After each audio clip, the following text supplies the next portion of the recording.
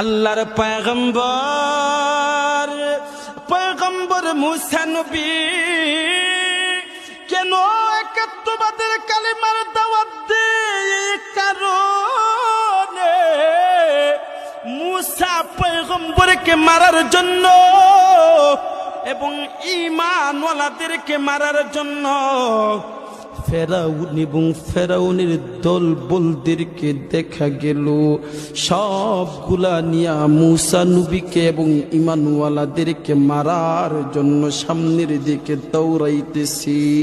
পয়গম্বর মুসা নবী দেখা গেল ঈমানওয়ালাদেরকে বাঁচানোর জন্য সামনের দিকে অগ্রসর হইতেছেন। আল্লাহর পয়গম্বর যাইতে যাইতে দেখা গেল বিশাল বড় একটা সমুদ্রের সামনে চলে গেছে। ওই সমুদ্রের সামনে সমুদ্র আর পিছনের দিক দিয়া ওই যে ফেরাউনের দলবল সৈন্য সেনা বাহিনী তাদেরকে নিয়ে পিছন দিক দিয়া আক্রমণ করতেছেন।